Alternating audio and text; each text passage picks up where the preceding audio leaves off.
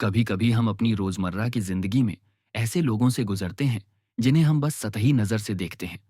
उनके पुराने कपड़े, झुकी हुई कमर, थके हुए चेहरे को देखकर हम सोचते हैं, बेचारा, जिंदगी ऐसे गुजार रहा है। लेकिन हम ये नहीं जानते कि उस साधारण से दिखने वाले इंसान के पीछे एक ऐसी कहानी छुपी है जो हमारे दिलों को हिला सकती है। आज मैं आपको ऐसे ही एक बुजुर्ग की कहानी सुनाने जा रहा हूं। एक कहानी जो आपको इंसानियत, पश्चाताप और सच्ची महानता का मतलब समझा देगी। ये है स्टेशन का बुजुर्ग की अनसुनी दास्तान। शहर का मुख्य रेलवे स्टेशन हमेशा चहल पहल से भरा रहता था। सुबह 5 बजे की हल्की ठंडी हवा, ट्रेनों की सीटी, चाय वालों की आवाजें, और उस भीड़ के बीच एक बुजुर्ग आदमी झाड़ू लगाता हुआ। उसका नाम था रामदयाल। फटे पुराने कपड़े, पैरों में घिसी चप्पलें, हाथ में एक पुरानी सी झाड़ू और चेहरे पर गहरी झुर्रियां। कमर इतनी झुकी हुई कि लगता जैसे उम्र का बोझ उसे नीचे खींच रहा हो। लोग बस उसके पास से गुजर जाते, कुछ दया की नजर से देखते, कुछ हिकारत से, और कुछ तो मजाक उड़ाते। अरे, इस उम्र में भी झाड़ू लगा रहा है, क्या जिंदगी मिली है। लेकिन रामदयाल ने कभी किसी को जवाब नहीं दिया। वो बस चुपचाप अपना काम करता। दिन ढलते ढलते प्लेटफॉर्म के एक कोने में बैठकर एक स्टील की डिब्बी से सूखी रोटी खाता और पानी पीता। प्लेटफॉर्म के दूसरे छोर पर सुमित नाम का 15 साल का लड़का अपने पिता के साथ चाय बेचता था। गर्मियों की धूप, सर्दियों की ठंड, बरसात की भीगती रातें, सुमित हर दिन स्टेशन पर रहता। एक दिन उसने गौर किया कि सफाई खत्म करने के बाद रामदयाल कहीं गायब हो जाता है। न किसी से बात, न किसी के साथ बैठना, बस अचानक भीड़ में से निकलकर गुम हो जाना। जिज्ञासा ने सुमित को बेचैन कर दिया। अगले दिन जैसे ही रामदयाल ने काम खत्म किया, सुमित ने चुपचाप उसका पीछा किया।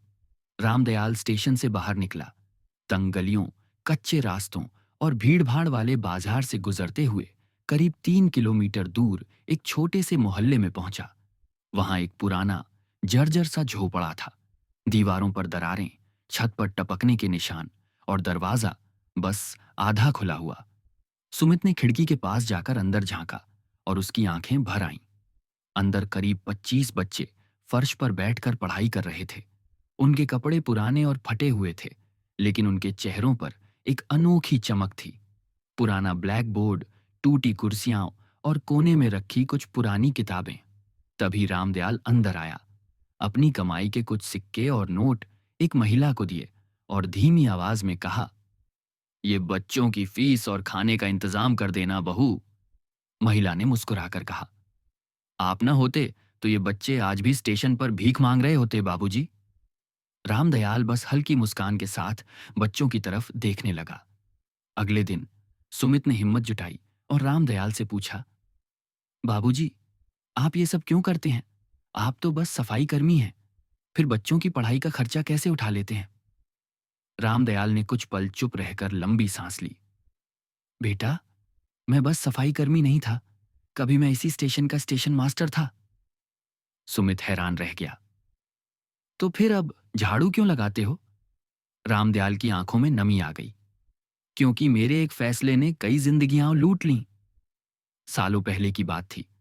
बरसात का मौसम था और रात की ड्यूटी पर रामदयाल तैनात था। ट्रैक का एक हिस्सा टूट चुका था, लेकिन उसने सोचा, सुबह तक देख लेंगे। उस रात एक ट्रेन पटरी से उतर गई।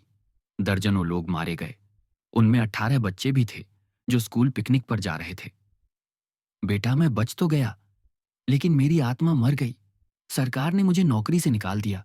उस दिन से मैंने ठान लिया, जितने बच्चों की जान मेरे कारण गई, उतने ही बच्चों को पढ़ाकर अच्छा भविष्य दूंगा। नौकरी, घर, इज्जत सब छिन गया, लेकिन रामदयाल ने हार नहीं मानी। उसने सोचा, अब कमाऊंगा तो सिर्फ इन बच्चों के लिए।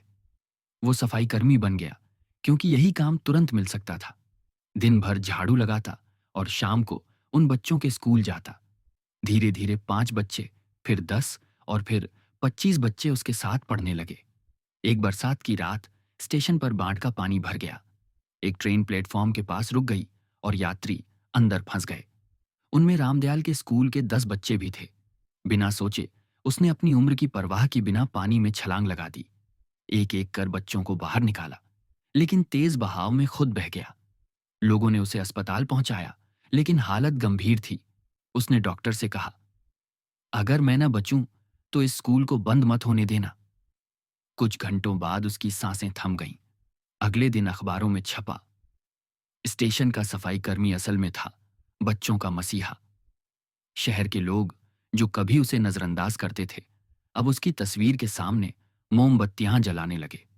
सुमित ने कसम खाई, ये स्कूल कभी बंद नहीं होगा। आज वही झोपड़ा रामदयाल फाउंडेशन बन चुका है। सैकड़ों अनाथ बच्चे वहां पढ़ते हैं, खेलते हैं, सपने देखते हैं।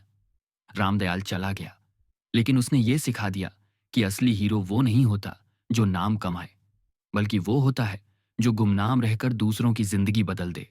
अगर आप अपनी जिंदगी में जीत हासिल करना चाहते हैं तो अभी विक्ट्री मैट्रिक्स YT को सब्सक्राइब करें और हमारे साथ इस सफर में जुड़ जाएं।